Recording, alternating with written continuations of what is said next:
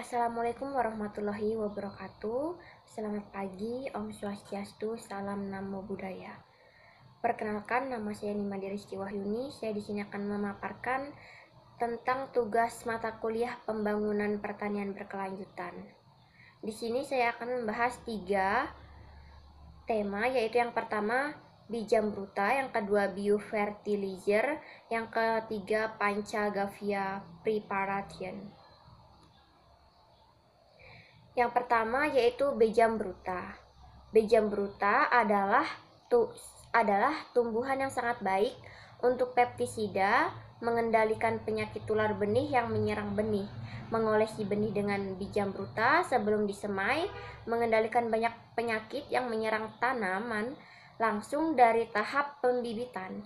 Adapun bahan-bahan yang diperlukan untuk Bijambruta, yang pertama yaitu drum plastik kapasitas 20-25 kg, yang kedua 10 liter urin sapi asli, yang ketiga 10 kg kotoran sapi asli, yang keempat 1 kg jageri, yang kelima 100 gram larutan jeruk nipis dicampur dengan 50 gram kunyit bubuk.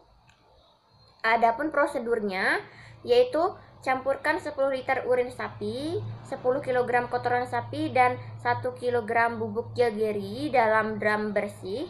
Tambahkan 100 gram larutan kapur dan 500 gram bubuk kunyit menjadi satu di drum.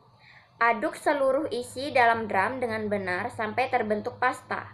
Pasta ini dioleskan ke bijinya 30 menit sebelum disemai dan dikeringkan di bawah naungan, yaitu 400 gram Bijambruta diterapkan pada biji yang diperlukan untuk 1 hektar tanah. Tanaman umbi-umbian, penghisap pisang atau lainnya seperti cabai, tomat, seperti bibit cabai, tomat itu dicelupkan ke dalam larutan ini sebelum transplantasi. Ini membantu untuk menghindari penyakit yang terbawa benih dan penyakit lain yang menyerang tanaman selama pertumbuhan atau perkembangan tanaman tersebut. Yang kedua yaitu biofertilizer. Biofertilizer itu untuk mengontrol penyakit sebagai aplikasi tanah pupuk hayati seperti Trichoderma viridie dan fluoresensi. Pseudomonas ditularkan melalui tanah organisme yang dikenal untuk memeragai penyakit secara efektif. Aplikasi mikroorganisme ini pada benih atau tanah tidak hanya mengendalikan penyakit, tetapi juga berperan sebagai pertumbuhan tanaman, mempromosikan zat gitu. Adapun prosedurnya, campurkan 1 kg Trichoderma dan 1 kg Pseudomonas sampai 100 kg. Sudah menyiapkan pupuk kandang atau kancing di lantai semen 15 hingga 20 hari sebelumnya. Aplikasikan ke tanah dengan menutupi dengan karung goni untuk menghindari evapotranspirasi dan menjaga kelembapan rata dengan cara disiram air setiap minggu. Taburi bahan dengan air dan balikan seluruh bahan untuk menjaga kelembapan dan aerasi. Tetap menutupi seluruh materi dengan kantong goni. Lanjutkan proses ini hingga 3 minggu untuk menyelesaikan proses. Pupuk kandang ini dapat diterapkan 2 kali sehari selama menabur dan lainnya selama tahap pembibitan untuk lebih baik, lebih ada perubahan yang lebih efektivitas. Yang ketiga yaitu Panchagavya preparation. Panchagavya adalah input organik tunggal yang bertindak sebagai pemacu pertumbuhan dan kekebalan pemacu dalam tanaman.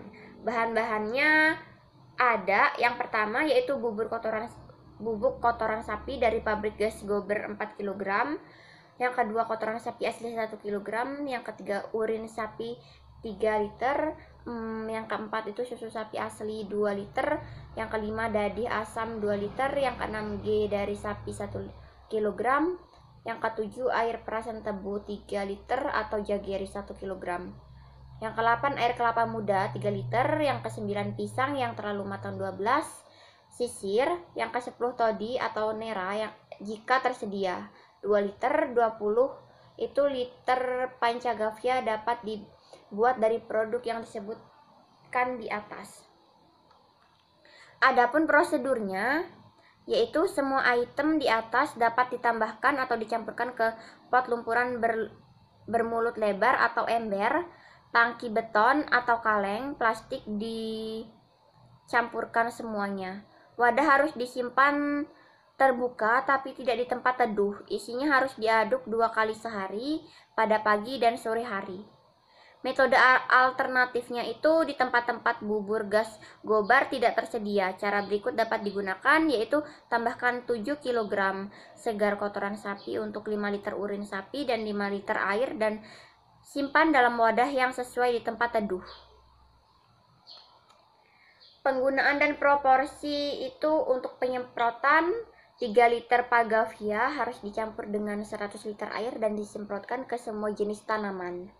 Untuk tujuan irigasinya itu dapat digunakan untuk bersama dengan air irigasi, baik melalui irigasi tetes atau aliran irigasi. Perlakuan bibit atau benihnya itu 30 ml Pancagavia harus dicampurkan dengan 1 liter air dan biji harus direndam selama 20 menit. Benih harus dikeringkan di tempat teduh dan digunakan untuk budidaya tanaman. Solusi ini dapat diambil setelah beberapa waktu kering dan disimpan. Pengadaan benih itu 3%, yaitu 3 mili Pancagavia harus dicampur dengan 100 liter air untuk merendam bijinya. Rendam atau celupkan bibit sebelum ditanam. 20 menit perendaman itu adalah memadai. 20 menit kira-kira. Rimpang kunyit, temulawak, dan setangkai tebu dapat direndam selama 30 sebelum ditanam.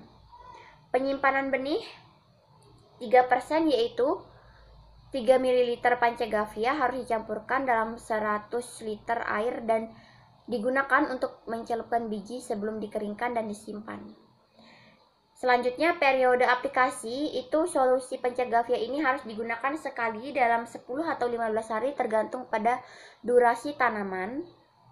Yang ketiga, fase pembungan itu 20 hari setelah tanam. Yang ketiga, tahap pembungan dan pengaturan polong atau buah atau polong tahap pematangan. Baik, itulah materi yang saya paparkan. Kurang lebihnya saya mohon maaf, kepada Tuhan saya mohon ampun. Saya akhiri. Selamat pagi.